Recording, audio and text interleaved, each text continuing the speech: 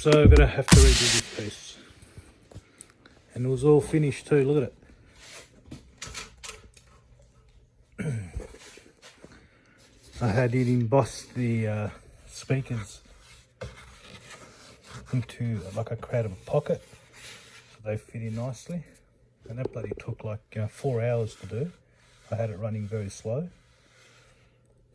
And then it started to cut the outside, which was the final part of the program.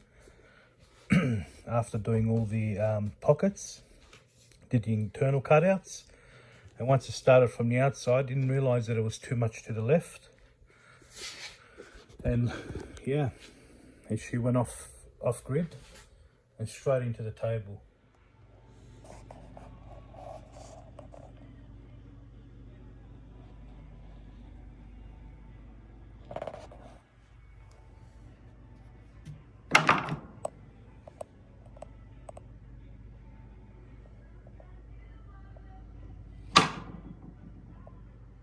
Good update. It's all curved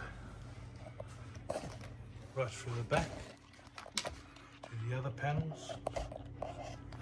Just gonna put one at the back now. This little cover has been curved as well. And it fits where the port is.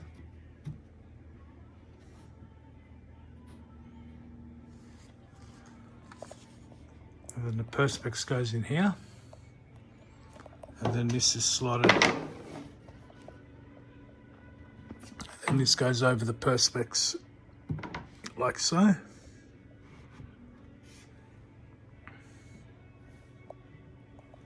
And it covers all the screws, so this is sort of a beauty panel. That's where I'm at.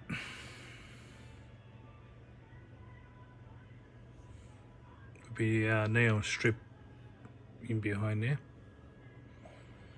I'm letting this dry now.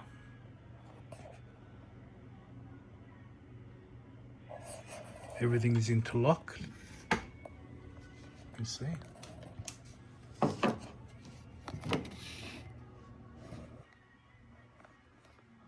No way this is breaking apart, Chris.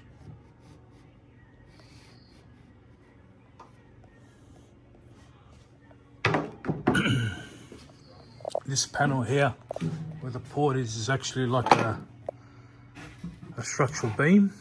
So to stop the actual panel from flexing, this is double timber. And then I've designed this sort of beam that goes across it and acts like the strut for it. If you notice, I've rounded these off.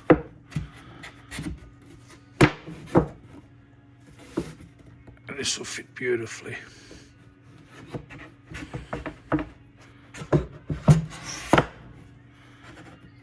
Just leave it like that for now.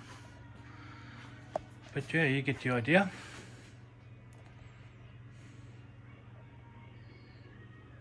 Still got a little bit of work to go on this, mate, for detail work, to get all this sanded, fiberglassed.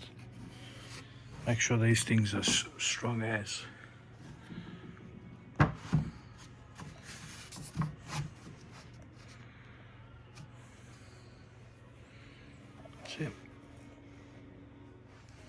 And this is the side